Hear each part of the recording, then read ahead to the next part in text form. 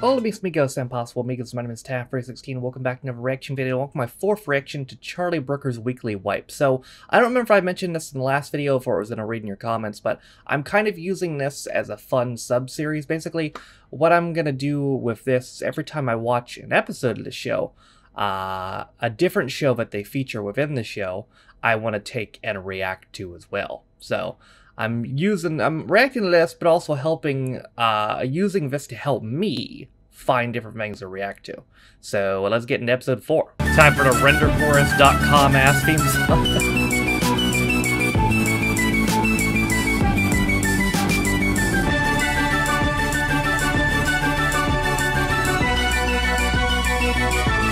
And intro, right? This intro totally looks Render Forest too. Hello, I'm Charlie Brooker, and you're watching Weekly Wipe, a show about things that are happening. Things like this. Britain's least comfortable man persuaded to spoil a boy band video for charity. David Cameron was surprised by the warm reception he received from the One Direction boys, but then he doesn't know he's beautiful. Astonishing scenes captured on BBC's Panorama as Iceland boss spells out his company's rigorous meat testing policy. Oh my god. B-E-E-F, beef. That's what's in our burgers. I know, but the Irish say there is 0.1% of HORSE horse. Well, that's the Irish, isn't it? New obesity crisis as flurry of obesity stories forces desperate news teams to reuse stock footage of headless obese people waddling down High Street. And young British backpacker finds himself stranded in terrifying wilderness called Daybreak. Oh no. We're very happy to say that Sam and his mum Claire join us from Australia. But we start here. The Catholic Church in shock as the Pope says, "I quit." Yes, as the news starkly recounted, the world's holiest man pulled the most spectacular sickie in 6 centuries of poping. Reporters immediately ran around telling everyone the news about the Pope's resignation, and let me tell you, they were shocked, truly shocked. Oh, I'm so shocked. See? I mean, who can believe it? The Pope has resigned. You're joking? The Pope? Oh my God. As you can see from the wealth of illuminating coverage, papal traditions include being carted around in a perspex box, repeated holy arm waving, posing for merchandise, appearing on Jules Holland's Hootenanny, and of course, as bizarrely captured on Vatican television, watching a troop of butch young men slowly peeling their clothes off before acrobatically forming a big fleshy tower, while impressed nuns look on, trying not to drool themselves unconscious. But now he'd had enough and announced his departure in thrilling scenes disguised as boring ones. Well, I hope God's going to give him a good reference for his next job. Still, at least Benedict was polite enough to resign. The last Pope just stopped showing up to work. We also got unbiased opinion on how good a Pope he was from professional Pope-likers. Pope Benedict, a man of wisdom. Now, there's no such thing, there's no such thing as instant coffee. There's no such thing as instant wisdom. Yeah, well, 1, there is such a thing as instant coffee, and 2, see point 1.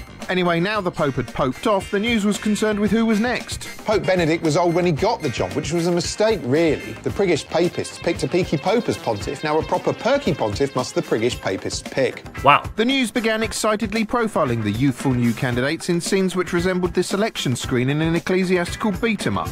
He could be up against Peter Turkson. Peter Turkson wins! Or a rundown of the competitors in the over-75s category on X Factor. I'm not sure what kind of pope to vote for, really. A hardline one or a very hardline one? That's assuming they have to do it alone. Maybe Louis Walsh will come in and get them to form a group.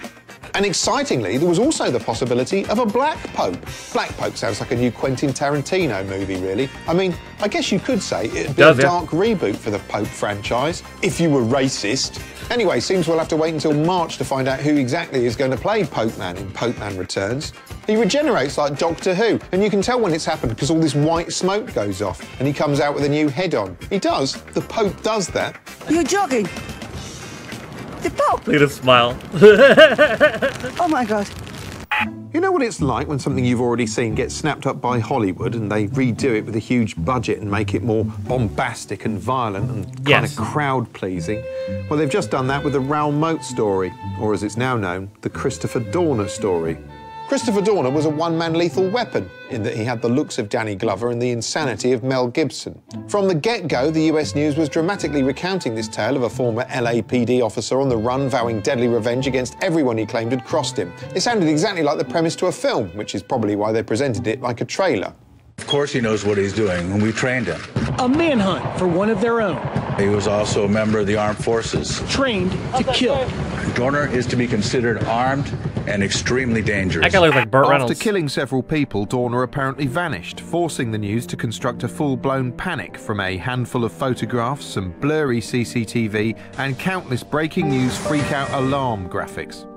In the wake of the Colorado Cinema massacre last year, some US news outfits went out of their way not to inadvertently glorify the killer, with CNN's Anderson Cooper pointedly using the killer's name as little as possible. I didn't use the shooter's name at all. Everybody knows the person's name, and a lot of times these shooters, they want attention. They want their names to kind of live on. Yeah. But with the Chris Dorner story, all of that went out the window quicker than you could shout. People blam. still do it the anyway, news though. networks were efficiently flinging every Dorner-shaped morsel they could muster through the screen. Viewers were confronted with lengthy profiles of the maniac, shown chilling footage of him training with cops so they knew how deadly he was. I think it's a 300-pound dummy, and he does that easily. Easily? This is 300 pounds? Yeah, I believe that's 300 pounds. So this is a very strong man. Right. And treated to constant reminders of his arsenal. There were reports that he had numerous weapons, that he had weaponry that he might be able to shoot into the sky, that he had a 50 caliber. Of course, if America ever banned guns, the only way for deluded maniacs to become famous will be to sing on talent shows, and we can't let that happen. Speaking of delusions, Dorner's mind was also being probed as the news killed time by providing psychological assessments of his mental state by men dressed as background toughs in a Sopranos spin-off.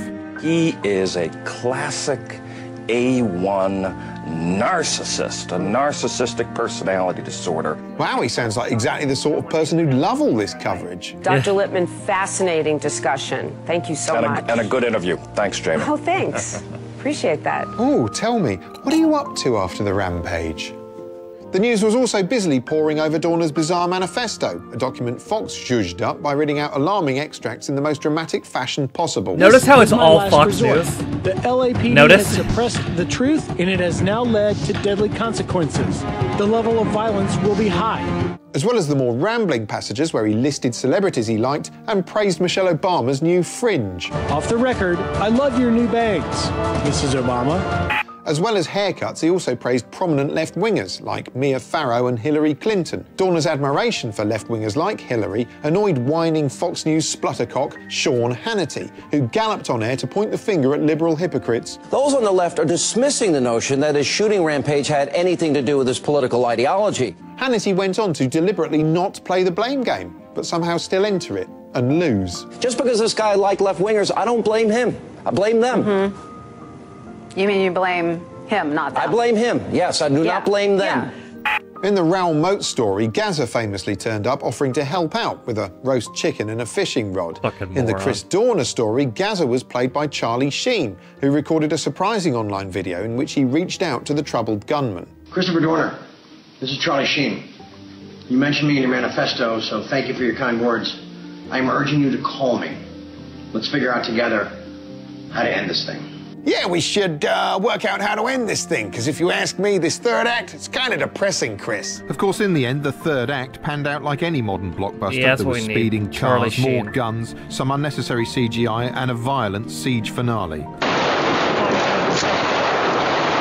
Then, as the vulture cam circled on all news networks, the police set fire to the cabin and Christopher Dorner perished inside.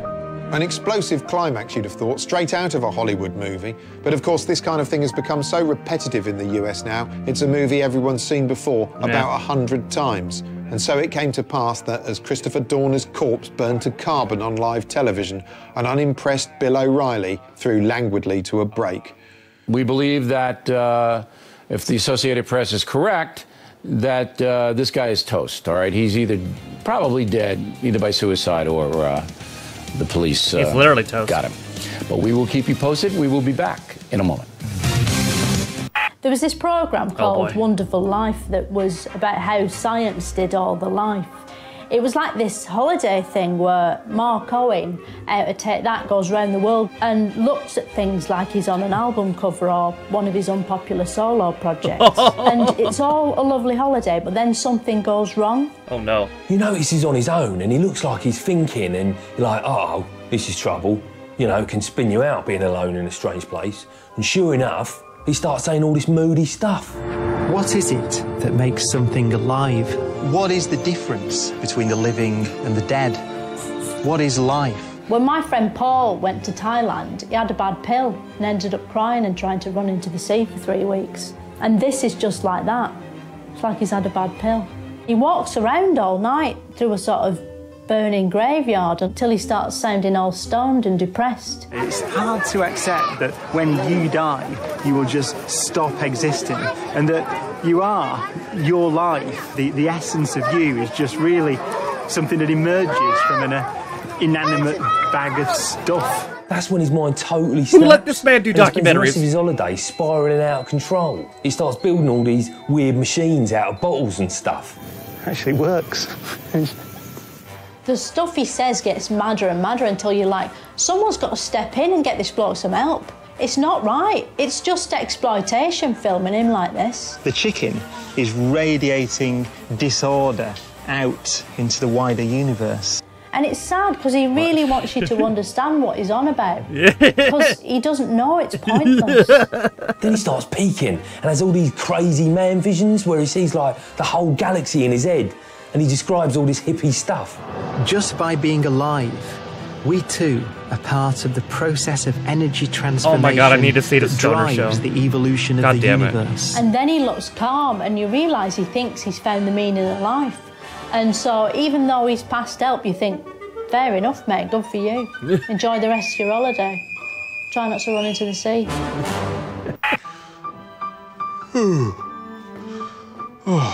What's that, Bobby? Oh, I wonder what's going on in the world. Well, our main story this morning is that at least one meteor has come down in central London, injuring more than 500 people. Oh, Christ! Oh, my God!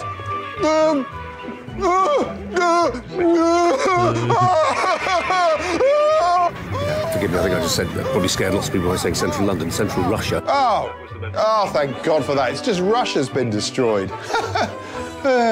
Yes, in a series of jaw-dropping, not to mention pant-browning images, it transpired great God Almighty had tossed a gigantic rock at the Earth in scenes which occasionally resembled a celestial game of Angry Birds. It was brilliant fodder for rolling news channels, which have been in training for the end of the world for ages, and now had a good dry run of exactly what it will look like. The blast blew out windows, rocked offices, disrupted otherwise charming school lessons, and injured hundreds, but most importantly, looked amazing on telly.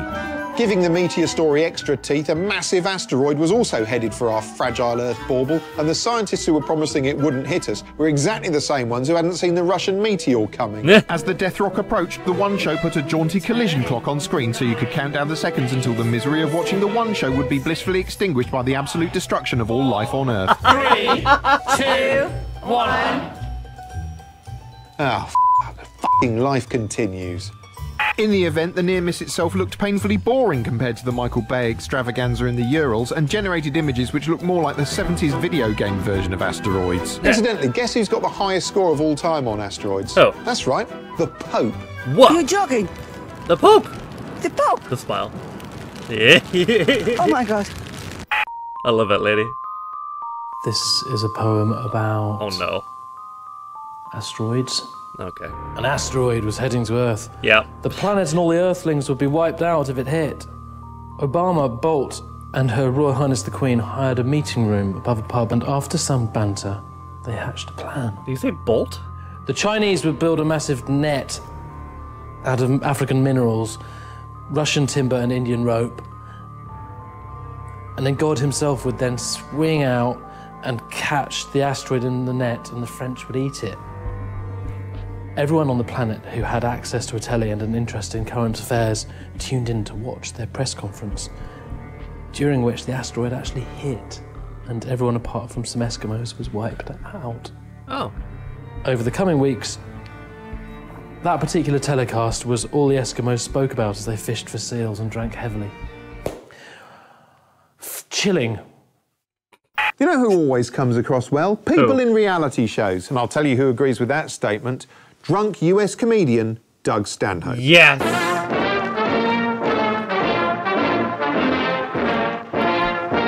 I'm Doug Stanhope, and that's why I drink. At some point in the history of reality TV, they realized as long as we have one complete asshole on the show, people are gonna watch. I like to bring it back to Simon Cowell. Okay, we have a bunch of people who are gonna sing horrible songs so bad that you wouldn't even want to hear them from the original artist. If fucking Daniel by Elton John came on my car stereo, I couldn't kick the fucking knob off of that quick enough to not listen to it. Why would I watch a show watching amateurs try? Oh, wait, because you have a guy that will humiliate and berate them into tears afterwards. Okay, now I'm interested. I actually said to Paula when the song finished, what the hell are you supposed to say constructively after a performance like that? Whoopee. So once they have that formula set, they realize we can use this in any setting for a reality show, as long as there's an asshole. Okay, we got an American Chopper. Oh, You're watching people build a motorcycle. How interesting can that be? But wait, the father is a shithead, and he's really mean to everybody. Let's tune in again and see how this goes.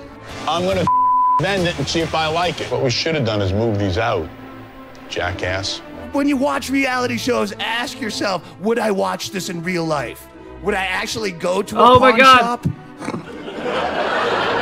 Stand around waiting for someone to cash in their valuables to pay their fucking cable bill or buy more fucking rock? It was so fake. No. But it was funny. But you would if you had added an imbecile like this fucking guy. I just need $150. That's it. Nothing. You can't do nothing. Nothing. Like, there's so many of them, they have to have depleted the supply of dicks on the planet. Like, a lot of the shows don't even have really good, strong dicks. People aren't dicky enough. You have to The settle son for a was more of a curmudgeon dick in the or a show. nitpicker. So is the daughter. Storage Wars They is all a show where suck. they bid on abandoned storage units. Their dick is a guy that outbids all the other people and jack up the price. And his signature dick move is when he bids, he'll go, yeah!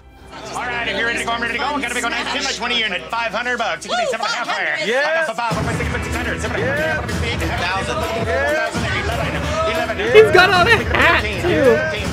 That's all you got in this market? You need to go to dick school, my friend. You could take dick lessons from John Taffer of Bar Rescue. no! He's probably the biggest dick in American reality TV. Not Yeah. only is his show a weak carbon copy of Kitchen Nightmares, who had an exemplary dick in Gordon Ramsay, he doesn't even know how to be a dick. All he knows is he has to be a dick, so he's just a dick all the time.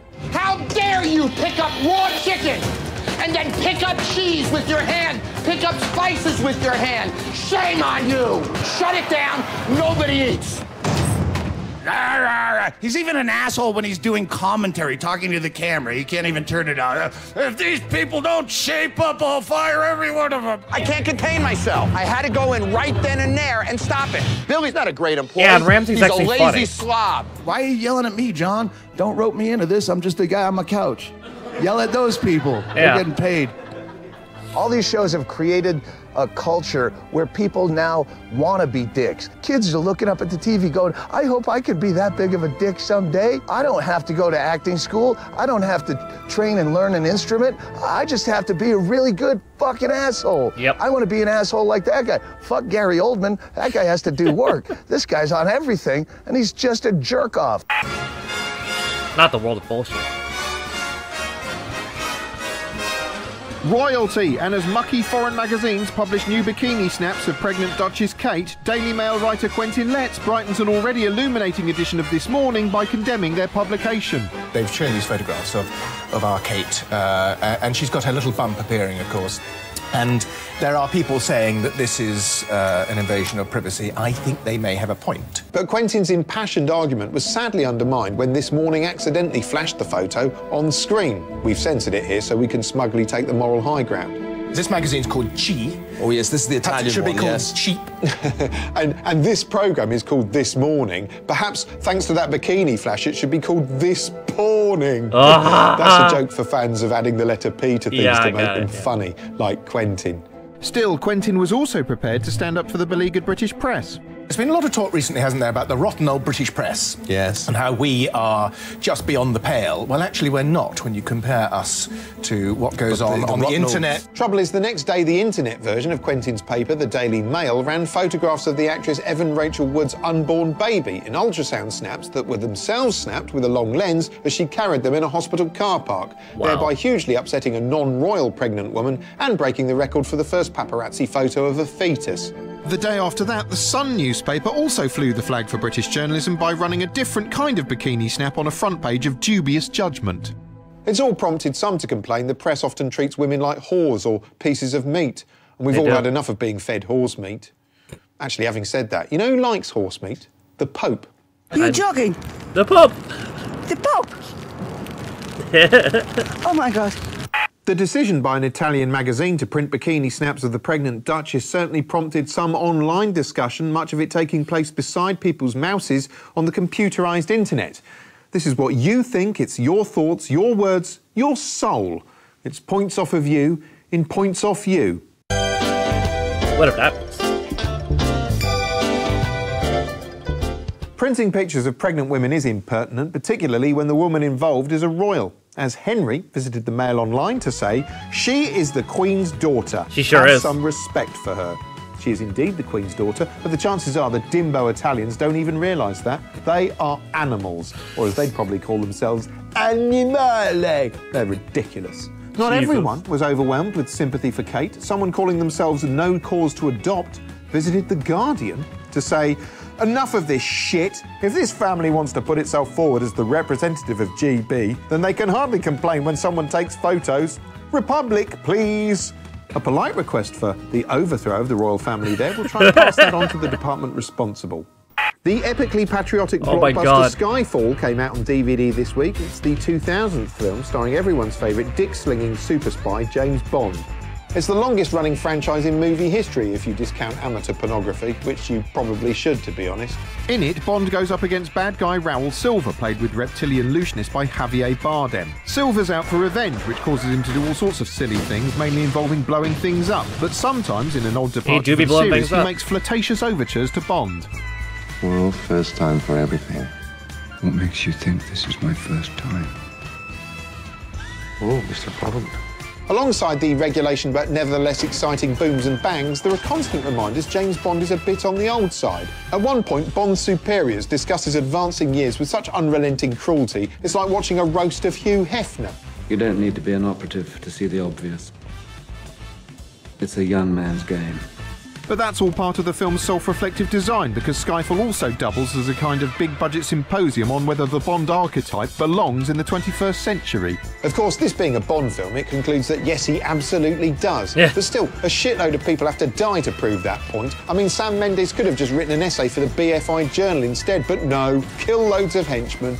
Despite not making much more sense than me going Skyfall is entertaining from start to bum end, and also has a bit where James Bond makes the most James Bondian entrance of all time. Nice. Well, he can do that kind of thing. He's James Bond. Joining me to discuss Skyfall and Bond are comedy writer Jesse Armstrong and comedian Izzy Suti, who carries a loaded firearm at all times, isn't that correct? Yeah, that's right. Have you got it on you now? Yes, I have. Good. Are you a fan of Bond? I always think the name James Bond is quite a dweeby name. He's like the guy at school who always gets a nosebleed or everyone forgets. I hadn't thought about it. He is a bit like calling himself Colin Staples. Yeah, that's or right. Something. Or maybe that's even too interesting, like Colin Board. I liked Skyfall. I thought it was good. It was a good James Bond film. That's what they put on the poster. You should have said that before it was in the cinema. They could have put, it's a good James Bond film. I mean, I think they are for children, really, but you know, within the category of James Bond films, I thought it was a good one. What I really like is that there's no subtext, really, in the script or in the acting. So, like, if he's cross, he'll look cross. Yes. Or if he hurts his hand, he sort of goes... Yeah, there's a bit where he's holding on to the lift, and then he goes... So this is your definition of an enjoyable film, is one where it's very clear every moment, this is what's happening. Yeah, everyone says what they mean, and everyone looks sad, happy or confused. There's a lot of romancing that generally goes on in Bond films. There's not so much in this one, but he does walk into a woman's shower without sort of asking her. Consent, I would say. Well, that bit is very worrying, isn't it? It's sort of constructed like a joke. There's a woman who's sort of in sexual bondage to this man, and then the joke is somebody's walking up behind her, pressing themselves against her, and, oh, it's all right, it's James Bond. There would be a very different tone to those scenes if you could see James Bond's erection. Don't you think? Like, if you could see that he was walking into the shower with an erection, which he presumably is, it would really colour it in a different way. Or if he didn't have a full erection in these. Well, he had half an erection. He was just tired, so he had to sort of do a bit of the work on the way in. Well, clearly, James Bond is a dick, isn't he? He just strikes me as the sort of person, if you would meet him at a barbecue and you'd be looking at his enormous watch, looking over your shoulder in Surrey, kind of just trying to move on and go home and read his car magazine. I think he's just a wanker. I can't imagine him making small talk at a barbecue at all. Yeah, I don't think he'd invest in a conversation for very long. You probably wouldn't get to find out about his politics. No. Just want to look Probably at the meat thing. cooking.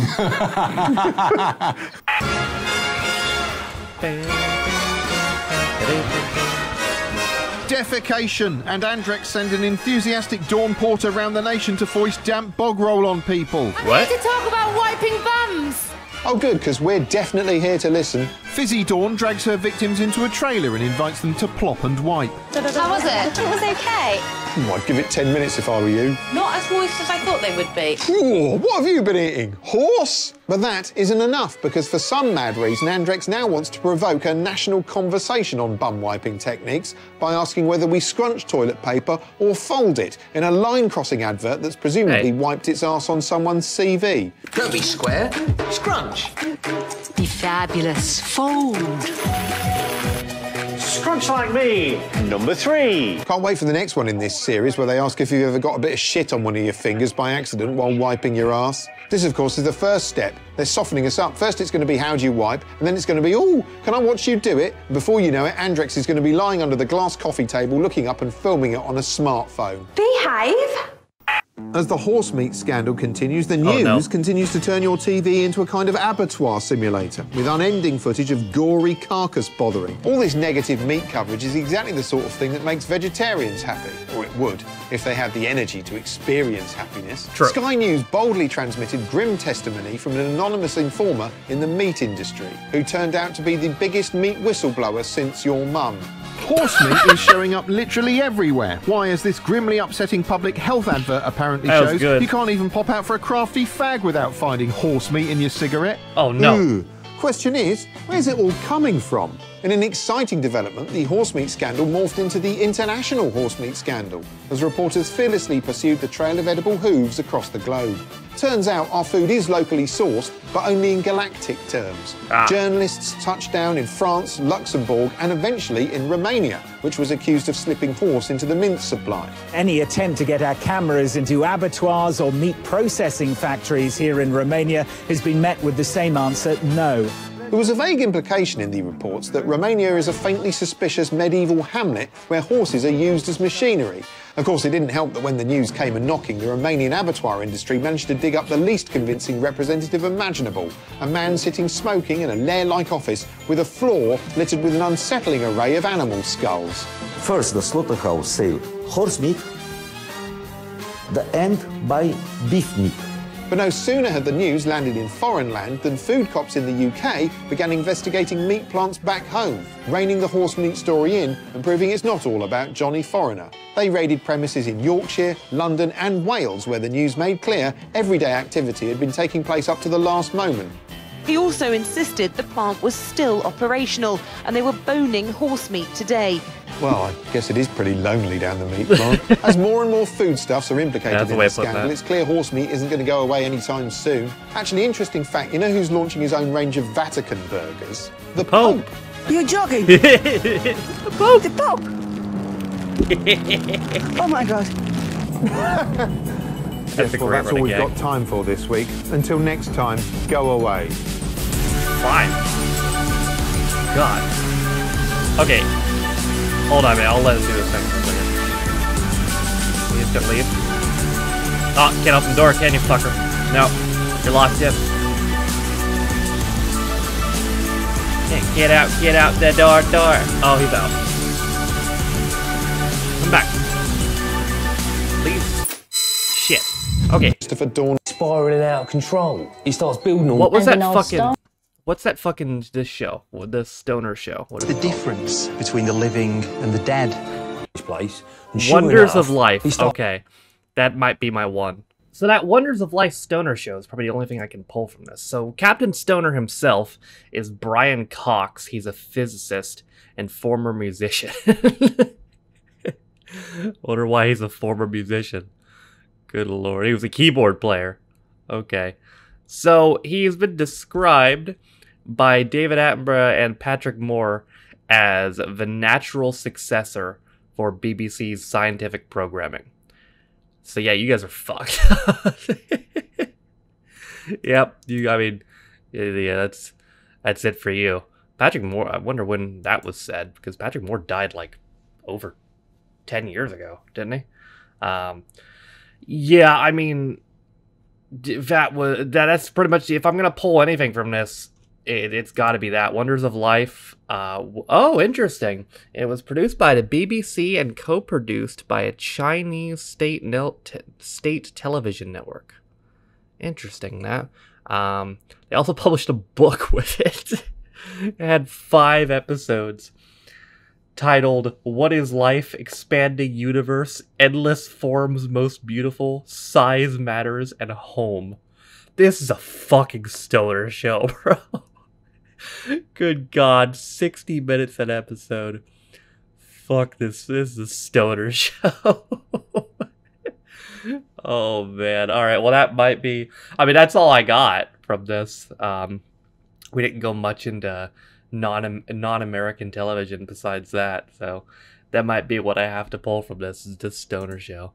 That is going to do it for another reaction to Charlie Brooker's Weekly Wipe, though. I remember that show, Hardcore Pawn. I have seen that, but they presented less as the dick. Honestly, if you watch it, and don't watch it, but if you watch it, his kids are more dicks than he is. Like, he honestly isn't really the dick. His kids are like fucking terrible, and also bad actors. Even though I saw that show first when I was like 12, I was watching them act. I'm like, this show's not fucking real. This show is not fucking real. Good lord. We'll see if the horse meat scandal continues, but that is going to do it for me today. Thank you guys for watching. If you liked the video, be sure to leave a like. If you didn't like it, don't. If you want to follow any of my social media links, my Twitch, where I stream every single day, my second channel, first reviews, my Twitter. If you want to follow me on my Patreon, if you want to support me or any of my other social media links, they're all in the video description down below, as well as the names of all my Patrons. Thank you to my Patrons also for supporting me in my channels. If you didn't know, you could be Patreon me for as low as $1, £1. You get access to direction videos, as well as reading comments up a day early, sometimes more. With that being said, though, my name is Stafford. This has been my reaction to Charlie Brooker's Weekly Wipe, number 4, and I'll see you guys next time. Bye.